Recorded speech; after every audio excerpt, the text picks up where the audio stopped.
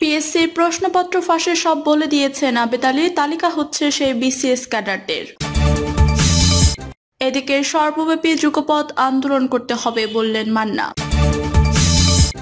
জানাবো প্রশ্ন ফাঁসে জড়িত আবেদ আলীর পুত্রের সাথে ছাত্রলীগের সভাপতি সাদ্দাম রিয়াজের সখ্যতা। এদিকে প্রশ্ন ফাঁস কাণ্ডে এবার জড়ালো শিল্পী তাহসানের মায়ের নাম। এবং সর্বশেষ জানাবো বাংলা ব্লকেট মোড়ে মোড়ে সতর্ক পুলিশ, বেশিরভাগ সড়ক ফাঁকা। শুনছিলেন সংবাদ শিরোনাম, এবারে বিস্তারিত।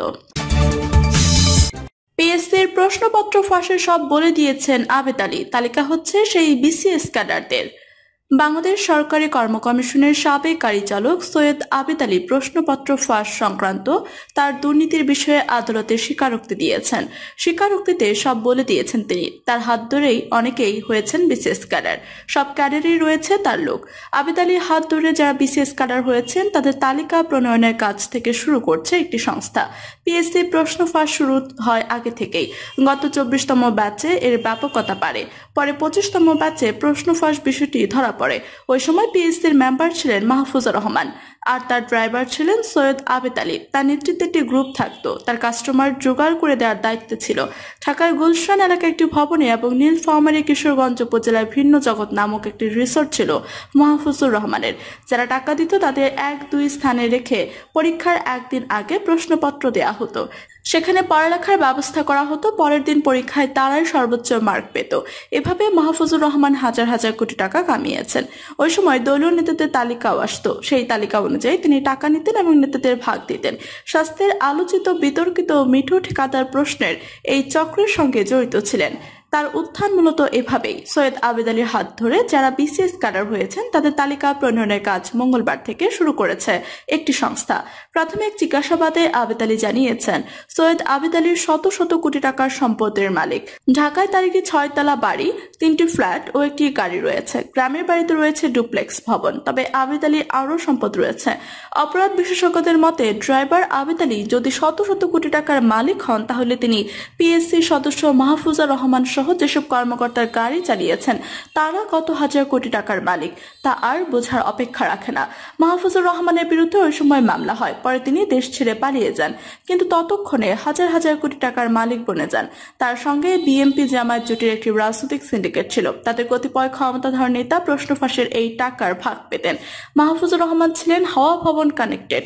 পিএসসিতে আলাদা একটি রুম ছিল, এখানে বসে তিনি রাজনৈতিক কর্মকাণ্ড পরিচালনা করতেন। দলীয় সংসদ সদস্য মনোনয়ন প্রত্যাশী ছিলেন, এ কারণে তাকে ভয় পেতেন পিএসসি চেয়ারম্যান সহ অনেকে। এদিকে আবেদ আলীর সঙ্গে প্রশ্ন ফাঁসে জড়িত আরও একজন চতুর্থ শ্রেণী কর্মচারীকে 10 কোটি টাকার চেক সহ মঙ্গলবার গ্রেফতার করেছে আইন শৃঙ্খলা বাহিনী। প্রশ্নপত্র ফাঁসের সঙ্গে তিনি জড়িত। আইন শৃঙ্খলা বাহিনী তাকে জিজ্ঞাসাবাদ করেছে।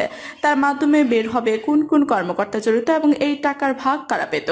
এই ঘটনার প্রেক্ষিতে শীর্ষ প্রশাসনের টনক নড়েছে। সব প্রশাসনের ফাঁস হওয়া প্রশ্নের মাধ্যমে বিসিএস ক্যাডার হয়েছেন মাহফুজুর রহমানের সময় বিএনপি জামায়াত শিবির সহ 4 দলীয় জোটের দলীয় নেতাকর্মীরা বেশি ঢুকেছে বিসিএস ক্যাডারে। তবে দলের পরিচয় দিলেও টাকা দেয়া লাগছে প্রত্যেককে। শত শত কোটি টাকা একটি ব্যাচ থেকে কামিয়েছে তারা। আবেদ আলীর স্বীকারোক্তিতে সব বলে দিয়েছে। এখন সরকারি প্রায় সব পর্যায়ে দুর্নীতি, অনিয়ম ও অব্যবস্থাপনা বিরাজ করার নেপথ্যে রয়েছে ফাঁস হওয়া প্রশ্নের মাধ্যমে বিসিএস ক্যাডার হওয়া। তারা চাকরিতে প্রবেশ করেছে দুর্নীতির মাধ্যমে। সোমবার বাংলাদেশ রেলওয়ে উপসহকারী প্রকৌশলী পদে নিয়োগ পরীক্ষায় প্রশ্নপত্র ফাঁসে জড়িত অভিযোগে রাজধানীর শেওড়াপাড়া ওয়াসা রোডের নিজ ফ্ল্যাট থেকে সৈয়দ আবেদ আলী ও তার বিশ্ববিদ্যালয়ের পড়ুয়া ছেলে সৈয়দ সোহানুর রহমান ওরফে সিয়াম সহ 17 জনকে গ্রেফতার করেছে আইন শৃঙ্খলা বাহিনী। বিসিএস এর ক্যাডার এবং নন ক্যাডার পদে 30টি নিয়োগ পরীক্ষায় প্রশ্ন ফাঁসের ঘটনায় গ্রেফতার 17 জনের মধ্যে 7 জন স্বীকারোক্তিমূলক জবানবন্দি দিয়েছেন। জবানবন্দিতে তারা বলেছেন প্রশ্নপত্র চাকরি প্রার্থীদের হাতে দেওয়া হতো না। পরীক্ষার আগের রাতে ঢাকা ও এর আশেপাশের এলাকা নিরাপদ জায়গায় রাখা হতো। রাজধানী পল্টনে একটি গোডাউনে চাকরি প্রার্থীদের জড়ো করা হতো। সারা রাত প্রশ্নের উত্তর মুখস্থ করিয়ে সকালে পরীক্ষা দিতে পাঠানো হতো। সর্বশেষ রেলওয়ে উপসহকারী প্রকৌশলী নিয়োগ পরীক্ষায় 46 জন প্রার্থীকে রাজধানী পল্টনে একটি পানির ফিল্টারের গোদামে রাখা হয়েছিল। বিসিএস পরীক্ষার প্রিলিমিনারি ও লিখিত পরীক্ষায় প্রশ্নপত্র এই চক্রটি 2002 সালে 24তম বিসিএস পরীক্ষা থেকে শুরু করে সর্বশেষ 45তম বিসিএস পরীক্ষার প্রশ্নপত্র তারা ফাঁস করেছে। এর পাশাপাশি পিএসসির অধীনে বিভিন্ন মন্ত্রণালয়ের নন ক্যাডার পদে নিয়োগ পরীক্ষায় প্রশ্নপত্র তারা ফাঁস করেছে। পুলিশের অপরাধ তদন্ত বিভাগের প্রধান মোহাম্মদ আলী বলেন, এই ঘটনার সঙ্গে অনেকের নাম আসছে, জড়িত প্রত্যেককে গ্রেফতার করা হবে। পুলিশের মহাপরিদর্শক চৌধুরী আব্দুল্লাহ আল মামুন বলেন, প্রশ্ন ফাঁস ঘটনার সঙ্গে যারাই জড়িত থাকুক ছাড় দেওয়া হবে না, যারা জড়িত তাদের প্রত্যেককে আইনের আওতায় আনা হবে। সর্বব্যাপী যুগপৎ আন্দোলন করতে হবে বললেন মান্না। সবাইকে ঐক্যবদ্ধ হওয়ার আহ্বান জানিয়ে নাগরিক ঐক্যের সভাপতি মাহমুদ রহমান মান্না বলেন, আমাদের আবার দাঁড়াতে হবে, সেটা 28 অক্টোবর হোক বা যে কোনো সময় হোক। আগে যেরকম ভাবে দাঁড়িয়েছিলাম সেভাবেই দাঁড়াতে হবে। সর্বব্যাপী যুগপৎ আন্দোলন করতে হবে আমাদের। মান্না বলেন, আমাদের দেশে একটি দিয়াশলাইয়ের দাম যদি সকালে হয় 5 টাকা, বিকেলে সেটার দাম হয়ে যায় 10 টাকা, তারপরও মানুষ আন্দোলনে নামে না।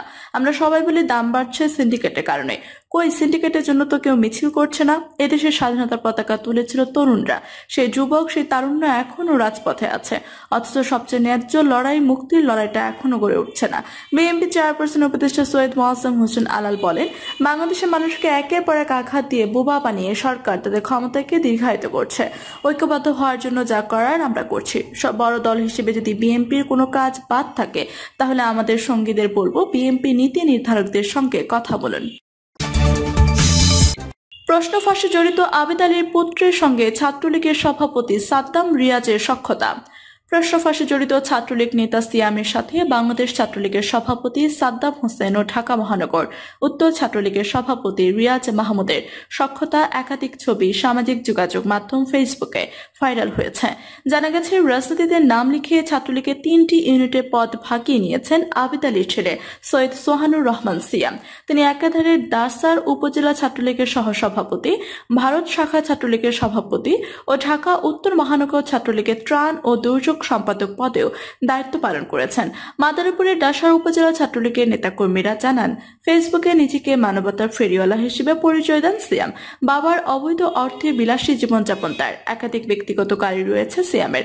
সেসব গাড়ি নিয়ে সে এলাকায় প্রায়ই আসে। এলাকায় দান করে সেগুলো ভিডিও তৈরি করে ফেসবুকে প্রচার করে।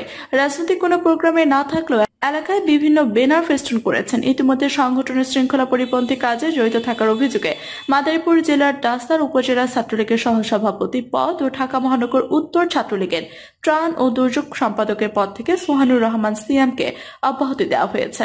10 মে 2018 সালে তৎকালীন বাংলাদেশ ছাত্রলীগের সভাপতি মোহাম্মদ সাইফুর রহমান সোহাগ ও SM জাকির হোসেনের স্বাক্ষরে ভারত শাখা ছাত্রলীগের প্রথম কমিটি গঠিত হয়।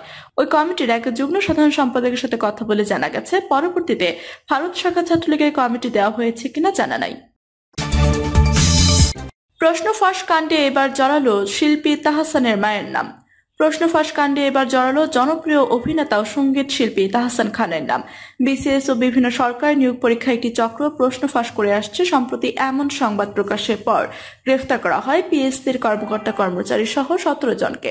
এরপরেই বেরিয়ে আসতে শুরু করে নানা তথ্য। এ কাণ্ডে যাকে নিয়ে এত আলোচনা, পিএসসির সাবেক চেয়ারম্যান ডক্টর মোহাম্মদ সাদিক আলীর গাড়ি চালক সৈয়দ আবেদ আলীকে নিয়ে। কিন্তু ডক্টর সাদিক আলী দাবি করছেন সে আবেদ আলী তার গাড়ি চালকই ছিলেন না, তিনি ছিলেন সঙ্গীত শিল্পী তাহসান খানের মা ডক্টর জিনাতুন্নেসা তাহমিদা বেগমের গাড়ি চালক। তাহমিদা বেগম যখন পিএসসি চেয়ারম্যান ছিলেন তখন তার ব্যক্তিগত গাড়ির ড্রাইভার ছিলেন সৈয়দ আবেদ আলী। বিষয়টি স্পষ্ট করেছেন পিএসসির সাবেক chairman doctor Mohammad Sadiq. Doctor Mohammad Sadiq বলেন, আমি পিএসসি চেয়ারম্যান হিসেবে যোগদানের আগে পিএসসির সদস্য ছিলাম। আমি যোগদানের আগে ওই লোকের চাকরি গেছে বলে শুনেছি। ডক্টর জিনাতুন্নেসা তাহমিদা বেগম ও ATM আহমেদুল হক চৌধুরী যখন পিএসসি চেয়ারম্যান ছিলেন তখন আবেদ পিএসসি চেয়ারম্যানের গাড়ি চালক ছিলেন। ইকরাম আহমেদ যখন চেয়ারম্যান ছিলেন তখন আবেদ বরখাস্ত হন, পরে তাকে চাকরিচ্যুত করা হয়। জানা গেছে প্রফেসর ডক্টর জিনাতুন্নেসা তাহমিদা বেগম ছিলেন দেশের অন্যতম প্রধান সাংবিধানিক প্রতিষ্ঠান সরকারি কর্ম কমিশনের জন্য নিয়োগপ্রাপ্ত 8ম চেয়ারম্যান। 2002 সালের 9 মে তিনি পিএসসি চেয়ারম্যান হিসেবে দায়িত্ব লাভ করেন এবং 2007 সালের 7 মে এই পদে অধিষ্ঠিত ছিলেন। 1997 সালের দিকে রাজধানী ঢাকার ইন্দিরা রোডের পশ্চিম রাজারবাজার এলাকায় একটি ব্যাচেলর মেসে থাকতেন আবেদ আলী। ওই মেসে আবেদ আলীর পরিচয় হয় সিরাজগঞ্জ জেলার শাহজাদপুর এলাকার শাহিন নামে এক ব্যক্তির সঙ্গে। শাহিনের মামা মেজবা চাকরি করতেন সচিবালয়।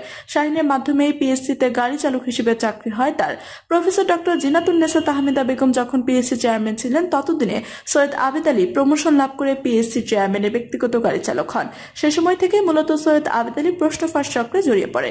এরপর দীর্ঘ সময় ধরে তিনি একটি চক্রের সঙ্গে প্রশ্ন ফাঁস করে আসছিলেন, তবে ওই সময় তিনি ধরাছোঁয়ার বাইরে ছিলেন। নন ক্যাডার প্রশ্নপত্র ফাঁসের অভিযোগ প্রমাণিত হয় পিএসসির চাকরি থেকে 2014 সালে তাকে বরখাস্ত করা হয়েছিল। পিএসসির ওই প্রতিবেদনে বলা হয়েছিল, নন ক্যাডার তথ্য ও যোগাযোগ প্রযুক্তি মন্ত্রণালয়ের সহকারী মেইনটেন্স ইঞ্জিনিয়ারিং পদে লিখিত পরীক্ষা 2014 সালের 22 এপ্রিল অনুষ্ঠিত হয়। সেই পরীক্ষায় এক পরীক্ষার্থীর কাছ থেকে হলের বাহির থেকে অবৈধভাবে সরবরাহকৃত সংশ্লিষ্ট প্রশ্নের উত্তর সহ 4টি লিখিত উত্তরপত্র হাতে নাতে ধরা হয়। ওই ঘটনার পরিপ্রেক্ষিতে যথাযথ আইনের ধারায় মামলা করা হয়।